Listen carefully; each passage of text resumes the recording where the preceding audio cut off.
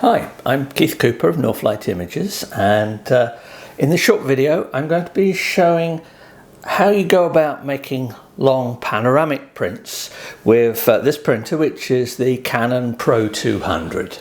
I'll be looking at using cut sheets of paper and also trimmed rolls of paper. There's no roll support on this printer as such, but it does print up to just shy of 1 metre long. So we'll do some examples for that.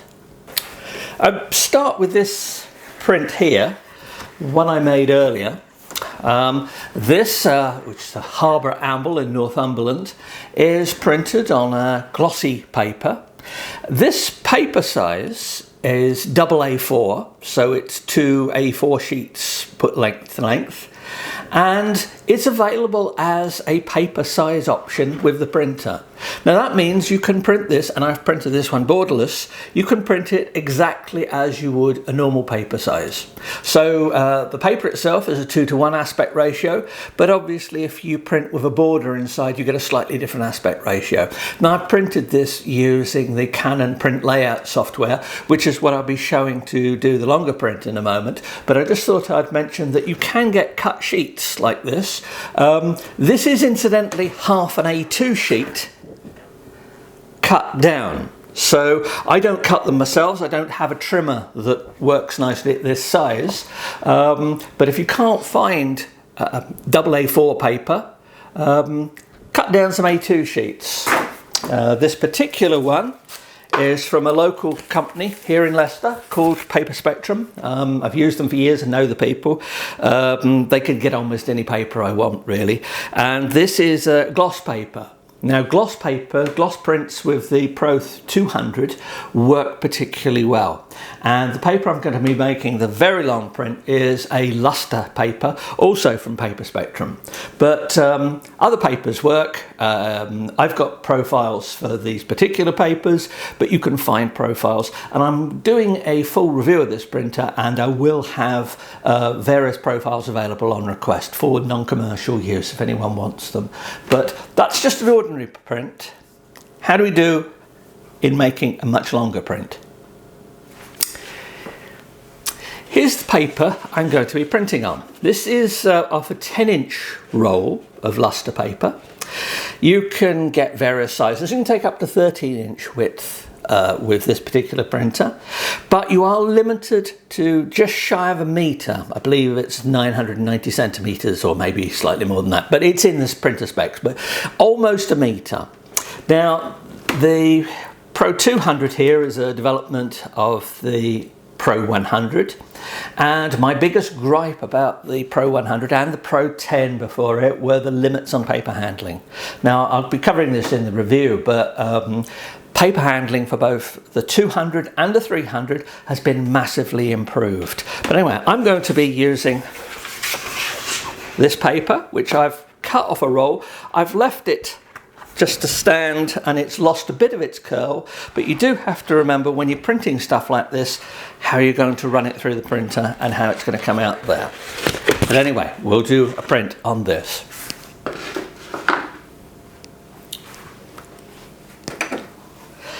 Switching on the printer, I noticed that one of the inks is flashing low.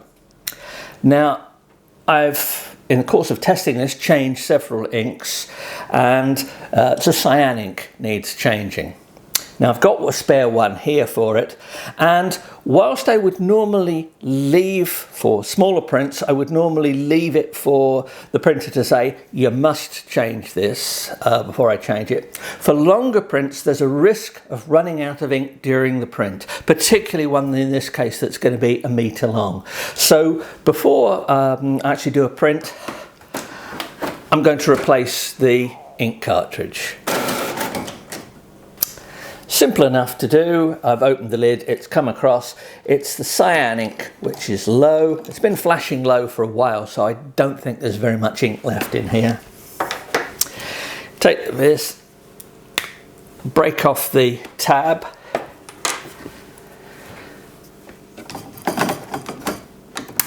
Pop the cyan in, it's done, it shows up there.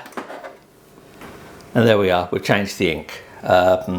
Normally, I say I wouldn't bother before doing a print unless it was actually flashing low, but for a long print like this, you could run out. And I have, in testing, run out with long prints. When making long prints, I have run out of ink during the printing, so it is worth paying attention to. Ready to print, it says. Now, the paper size, it's an odd paper size. It's 254 millimeters, which is 10 inches by 990. Now, in the print setup, I shall make a custom paper size, but there is no paper of that size available on here. So what I will go to, set the paper type, page size. I'll go right down the screen and go to others, and I'll change the paper type because that's a lustre paper. So I'll change that to Pro Lustre. And that's set it for the top feed. I'm not going to be using the rear feed for this. I'm using the top feed. Perfectly fine, it works with that. In fact, I found with this printer, I almost never need to use the rear feed anymore. The top feed does everything. I've put some quite heavy art papers through this and it works fine. Take care with the handling of the paper. I've washed my hands beforehand. You don't want marks and things on it. The paper's going to hang over the back, so we're going to need to pay a bit of attention. I'll just straighten it a bit more just to get rid of a bit of the curl. Ideally, I'd have left this flat on a table overnight, but it's not important. It just makes it a little bit easier to use. But anyway, we've got rid of a bit of curve there.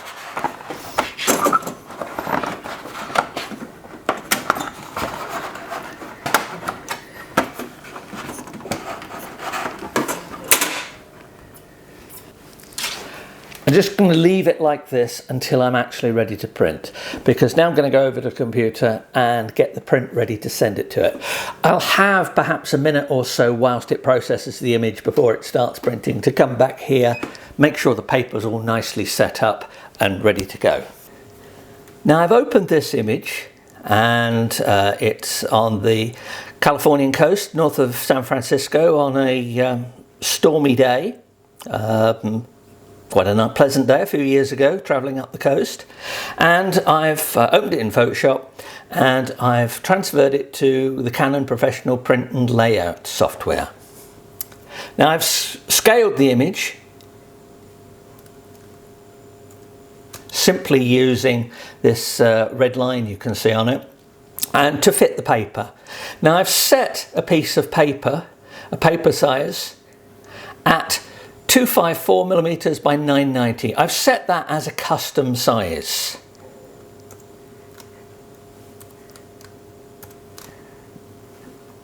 I've set paper source to top feed, and print quality standard will do for this.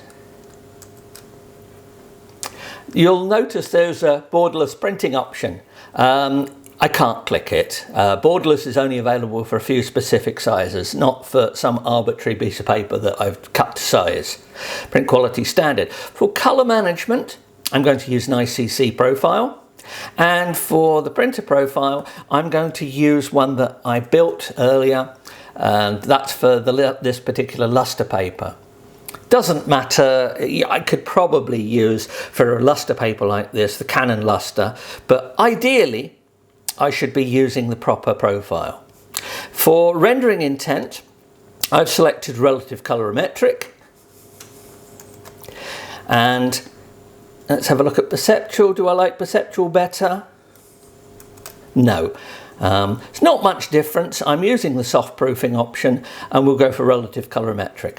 There is no way you can say in advance for a picture whether roll call or perceptual will be better. Just depends what looks better, and the soft proofing does help here. It's one of the few times I use soft proofing for this. But anyway, we're set. Paper size, paper type, paper feed, and I can press the print button.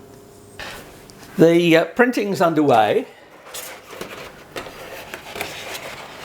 I want to make sure that the paper feeds okay. So I'm just holding it slightly loose, and I now have to wait for the computer to catch up with me. As I said, it can take a minute or two for the computer to process the image. It is quite a large file for printing an image this size. This print, incidentally, I've printed at about 12 feet long, where it's quite an impressive image.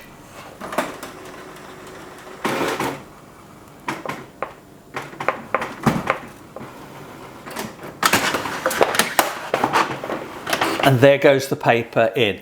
You can see how it's taken it up, and I can hear it printing. Often starts off quite slow at the start. You can fold the paper out this way if you want, make it easier to rest on the printer. Depends on how much space you've got at the back here. But anyway, now it's a matter of just leaving it to print.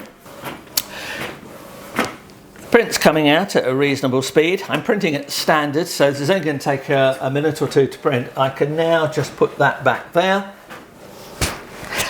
So any printer that's not designed for use with roll paper, take care with how you handle the paper. And we can see the print coming out. With any long print like this, the print's going to hang over the end as it comes out. I'm just going to hold it here so that there's no tension on the mechanism. Remember, this is a printer that's not designed for roll paper. It's okay with lengths. I'm sure it would actually print longer if the firmware allowed it. But anyway, it's a great improvement on the old Pro-100. And there we go.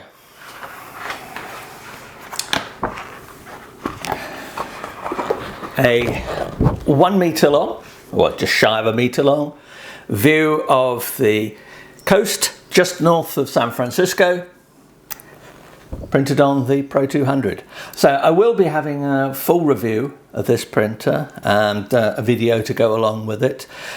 So do check out the items on the Northlight Images website and the links associated with this video. Anyway, hope that's been of interest. It's a nice printer, makes nice prints.